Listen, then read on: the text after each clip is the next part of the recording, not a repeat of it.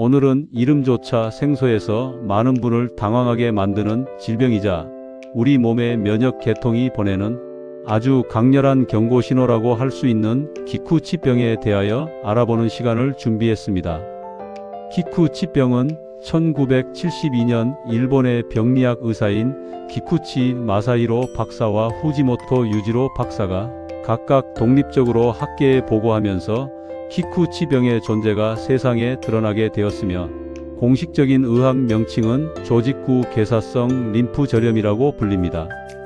이 질환은 주로 목 주변에 위치한 림프절이 눈에 띄게 커지면서 참기 힘든 통증과 함께 고열이 동반되는 양성 염증성 질환을 의미하며, 주로 30대 미만의 젊은 여성들에게서 압도적으로 높은 발병률을 보이는 특징이 있습니다. 서양인보다는 한국과 일본을 포함한 동아시아인에게서 훨씬 더 자주 발견되는 인종적 특이성을 가지고 있어 더욱 관심을 가지고 지켜봐야 할 질병 중 하나입니다. 보통은 특별한 치료 없이도 1개월에서 4개월 정도 시간이 흐르면 자연스럽게 몸이 회복되는 양성 질환에 해당하지만, 증상이 나타나는 기간에는 일상적인 사회 활동이 불가능할 정도로 신체적 고통이 따를 수 있습니다. 기쿠치병의 가장 대표적인 특징은 목 부위의 림프절이 마치 구슬처럼 딱딱하게 만져지거나 겉으로 보기에도 불룩하게 부어오르면서 살짝만 스쳐도 비명이 나올 정도의 압통이 느껴집니다. 이런 현상과 함께 갑자기 찾아오는 38도 이상의 고열은 수일에서 길게는 한 달 가까이 지속되기도 하며, 해열제를 먹어도 열이 잘 떨어지지 않아 환자들을 몹시 불안하게 만듭니다. 밤에 잠을 잘 때 옷이 흠뻑 젖을 정도의 식은 땀이 비오듯 흐르거나, 특별히 다이어트를 하지 않았음에도 불구하고 단기간에 체중이 수 킬로그램씩 줄어드는 전신쇠약 증상이 동반되기도 합니다. 피부에 붉은 반점이 돋아나는 발진이 얼굴이나 팔다리에 생기기도 하며, 피로감이 극심해져서 침대 밖으로 나오기조차 버거울 정도의 무력감을 호소하는 경우가 많습니다.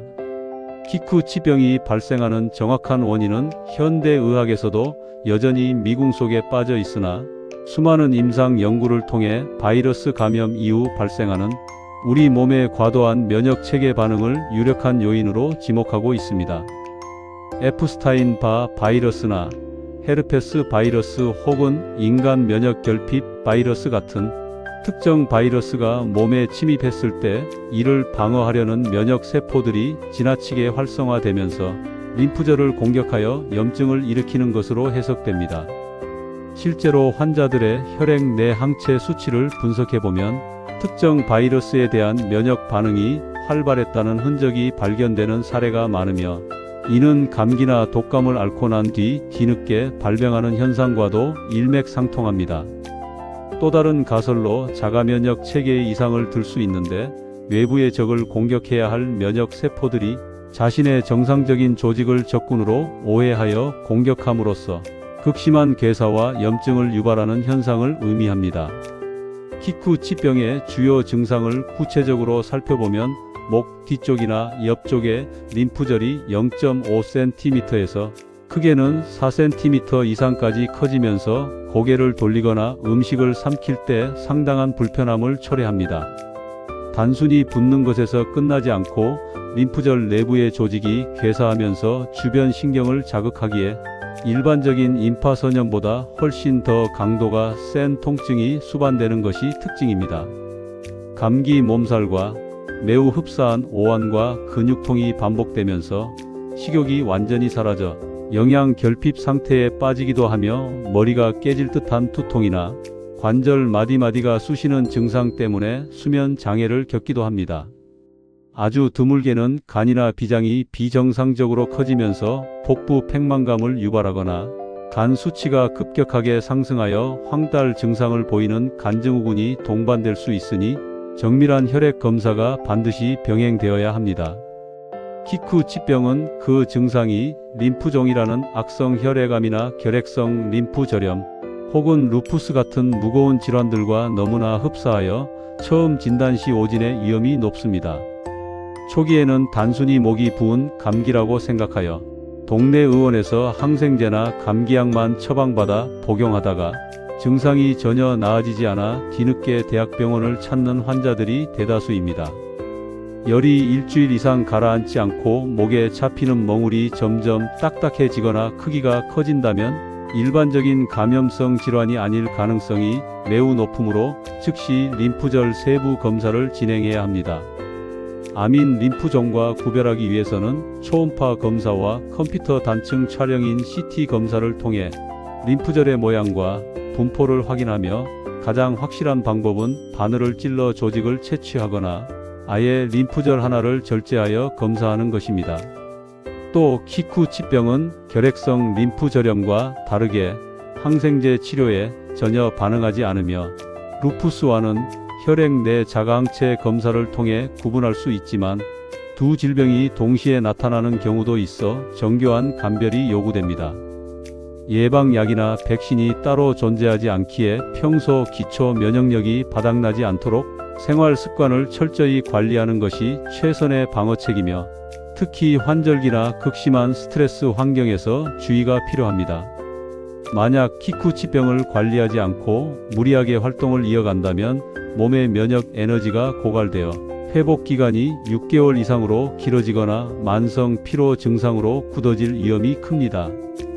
또한 체온 조절 중턱이 망가지면서 지속되는 고열로 인해 심장 근육에 염증이 생기는 심근염과 또는 뇌를 감싸는 막에 염증이 생기는 뇌수막염 같은 생명을 위협하는 합병증으로 번질 수도 있습니다.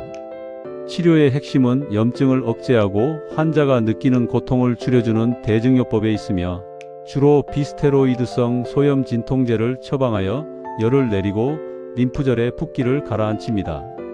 하지만 진통제만으로 호전되지 않거나 염증 수치가 비정상적으로 높고 피부 발진이 심한 경우에는 부신피질 호르몬제인 스테로이드를 사용하여 면역 반응을 강제로 억제하는 강력한 조치를 취합니다.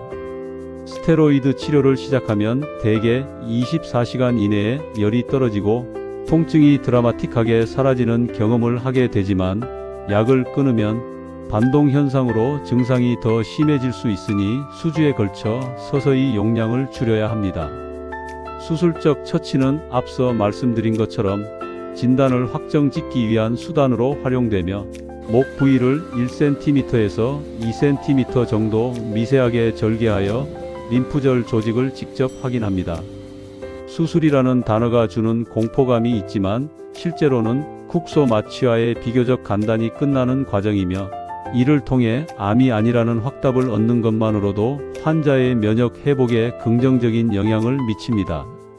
회복기에는 드시는 음식의 역할이 매우 중요한데 면역 세포의 원료가 되는 필수 아미노산이 가득한 살코기나 달걀, 그리고 콩 종류의 단백질을 몇 끼 골고루 드시는 것이 회복을 앞당깁니다. 항산화 작용이 뛰어나 염증 완화에 도움을 주는 시금치나 브로콜리 같은 녹색 채소와 블루베리 같은 베리류 과일을 꾸준히 드시는 것도 몸속의 독소를 제거하는 데 도움을 줍니다.